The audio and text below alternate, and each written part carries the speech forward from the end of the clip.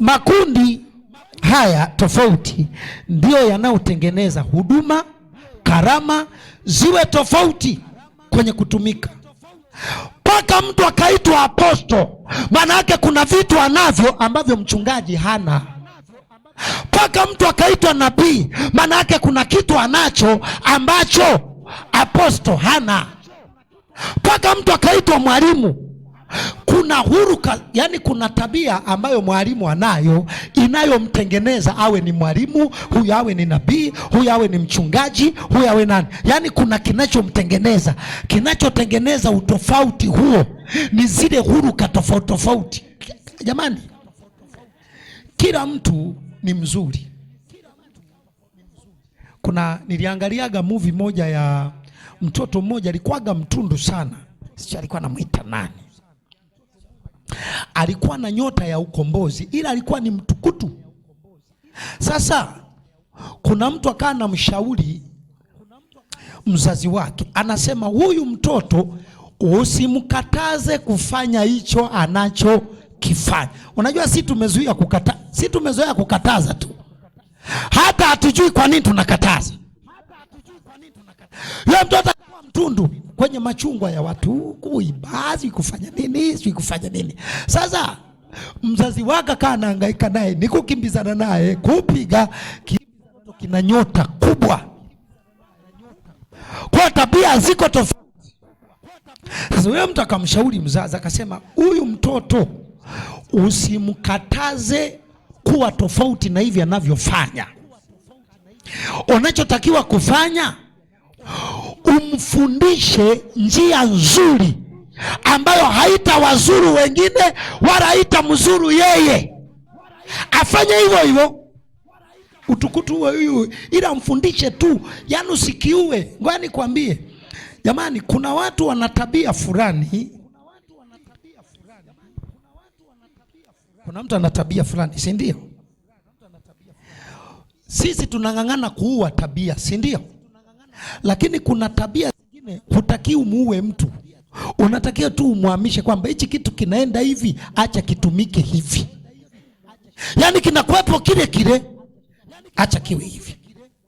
Ndio maana kuna mwanasayansi mmoja alisema elimu yetu ya Tanzania inaua majiniasi. Yani kuna uwezo wa watoto wenye akili kama mafuru. Unafahamu mafuru? Wanayemwambia chukua moja, tembea nayo kichwani, anaichukua anaiweka kichwani, anaanza safari. Hakuna mtu anaweza kawaza mawazo hayo mpaka awe na kitu. Sasa hao shuleni ndo wanaitwa wajinga, wale ambao mwalimu anasema sema a, naye anasema sema a. Yani kuna akili wanakuwa nazo, wanaanza kuzidaliuti, baadaye wanaua ule uwezo. Ndio maana leo hatuzalishi watu kama akina Nyerere. Hivyo nadhani wazali watu kama akina Nyerere. Nyerere anaongea katikati ya wazungu wana bunduki, anaongea anasema, wazungu mmebarikiwa na mna akili kweli, lakini kama mtakataa kutupa uhuru wetu Tanganyika, mtakuwa wajinga na wapumbavu. Wao unaongea na wazungu hivyo. Wazungu watu kama akina Mandela, kwa nini wazaliwi kwenye kizazi chetu? Hebu imagine Nyerere amefundishwa na wazungu, alafu akaja kuwafukuza kwa maneno. Leo Afrika, kila anayeonekana yupo tofauti na wewe ni shetani. Kila anayeonekana anafanya vizuri kuliko wewe ni shetani. Yani sisi tumerogwa vibaya. Kwa mfano, nenda kaangalie hawa manabii wanaanzisha tofauti. Wale manabii usije ukafikia hata walikuwa na hamu ya kwenda kuanzisha makanisa. Walikuwa wanapigwa na viongozi wao. Akionekana mtu anaomba kanisani kuliko wote, wanainuka wanaanza kumshambulia, atakuwa na mapepo. Yule sio roho wa Mungu. Kuna watu ambao roho wa Mungu wamemchukulia, utafikiri biskuti. Kwa wao wanaweza kadisen. Yana kitokea tu mtu aidha ana bidii kuliko wao, aidha anafanya tofauti na wao, aidha yani chochote, lazima watang'ang'ana kukiua kile. Ndio maana wapo watumishi wa Mungu wazuri waliouawa. Na anapewa hekima ya kulea manabii. Ndio nasikia vijana wanainuka tu, hana malezi yoyote ya kiroho. Yani ajui malezi yoyote ya kiroho. Yeye anachojua alienda kwa nabii, akapakwa mafuta, macho akafunguka, sasa naona. Kwa anaweza kafika tu kanisani haelewi hata hao watu nawafundisha waweje. Yani lengo la kuhubiri unataka watu waweje. Hana. Atafika tu hapa raba ya kadaba, I see the power of God. Hiyo power of God inataka nini? Hawajui. Na saizi wachungaji watangulizi katikati hapa wametengeneza nini? Gap. Leo unakuta wachungaji kabisa wenye mvi wanasema hivi, wameinuka manabii, wanatumia mafuta ya upako. Unauliza, we baba, kwa nini usiwatafute hao manabii ukae nao waulizie kwamba ninyi wanangu, kwa nini wanasema. Kuna mtumishi mmoja anaitwa Maboya. Wazao Maboya, yeye anasema wakati anaokoka, siku anaokoka, Maboya ni mtoto wa kiroho wa Moses Kurora. Unaona? Na ukumbuke mzee Moses Kurora alikuwa ni mwinjilisti. Naongea na watu. Moses Kurora alikuwa ni mwinjilisti. Sasa ngoja nikwambie. Moses Kurora amelea watoto Mwakasege ni mtoto wa Kurora. Wakina nani huyu? Kakobe ni mtoto wa nani? Wa Kurora. Sasa ngoja tuweke hii combination. Mchukue Maboya, umchukue Kakobe, umchukue Mwakasege, waweke chumba kimoja. Alafu anakuambia wote wamelelewa na baba huyu. Maboya na Kakobe wanafanana. Maboya na Mwakasege wanafanana. Mwakasege na Kakobe wanafanana. Lakini wote wamelelewa na mtu huyu. Wale walikuwa na roho ya uzazi. Analea kilichoko. Ndio maana mzee Moses Kurora hakuiasiri huduma ya Mwakasege. Hakusema njoo yeye. Alimwambia kaa huko. Leo Mwakasege amekuwa vingine, lakini bado kuna watu wanapona. Wakina nani? Kakobe ana kanisa lake pale Mwenge.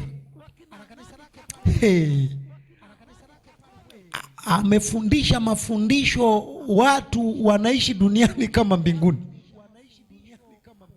Kakobe, maikutana mwanamke anayesali Kakobe. Yaani ukiongea naye utafikiri uko mbinguni. Mzee Mwarusanya anasema aliwahi kukutana nao, wanaenda kumpokea begi, walivyoenda na zewe walivyomkaribisha, anasema nikuta machozi anaanza kutoka. Watu wamefundishwa adabu, ndio imepondeka. Paka Kakobe, ukienda kwa Kakobe. Sasa ndio unakuja kuwachukua wakina nani? Wanachukua wakina mzee Mwakasege. Amefundisha wako majayanti wanaomba kule wewe. Mzee Mwakasege ndo yule amefundisha watu kuomba pa kupate unachokitaka. Imagine mtu anakuingiza na uo ufahamu kwamba usiache kuomba pa kumepata unachokiomba. Na anakuja na mifano. Kila mzee Maboya ndo wale walioanza na hizi. Maboya. Nasikia siku moja walikuwa pale nani? Maboya yeye ni ukafanye kazi. Tukwambia kafanye kazi mzee. Kafanye kazi. Ni mtoto wa mtu huyu. Sasa wewe unataka apostol leo watu wanaofanana. nalea watu tofauti tofauti, ila mission inakuwa ni hii moja. Na huo ndo tunaita ubaba. Yaani baba, usizai watoto wa aina moja. Hata Yesu mwenyewe, kwa nini asiruhusu Biblia Agano Jipya iandikwe na mtu mmoja? Imeandikwa na watu wanne. Ameanza Mathayo, akaja Marko, akaja Luka, akaja Yohana, akafunga ukurasa. Sasa angalia Maboya alikuwa anashuhudia, anasema walikuwaga Mbeya, wapo kwenye maombi, wameomba, akawa anaondoka naenda sokoni. Kufika sokoni, akipita tu hivi watu wanaanguka, akizunguka hivi watu wanaanguka, akipita huko, yani kizaazaa. Akasema nikarudi. Niliporudi, wakina Moses wakasema hii roho itakuwa imetoka wapi? Wakamwambia kaa. Akasema wazazi wangu, mimi mwenyewe sielewi, kama ni roho ya kuzimu niwekee mikono. Wakabandika mikono, kemea. Sasa Maboya anaondoka. Yaani vile wamebandika mikono, utafikiri ndo aliongeza mara 7. Yaani nakwambia ndo akipita tu, kama hata kama upo kule penu watu wanaanguka, utafikiri wameongezea. Baadaye mzee Kurora akamwambia, mwanangu, huduma ulionayo ukikaa huku hatutaelewana, fungua kanisa lako.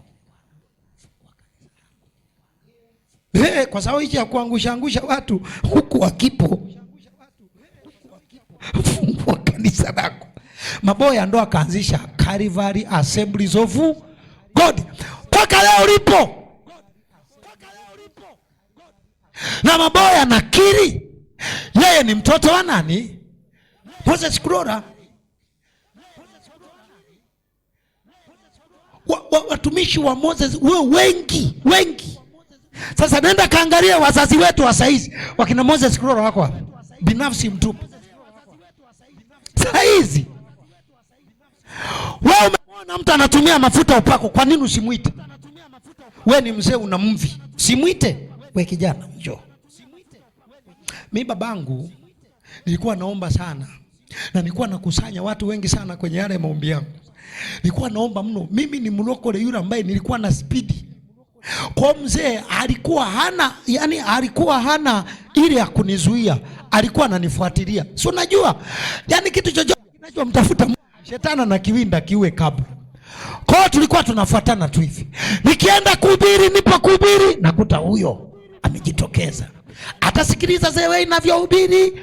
Tupo kwenye maombi, mnaendelea na ibada, unakuja kugundua yupo nyuma ameinamisha kichwa chini.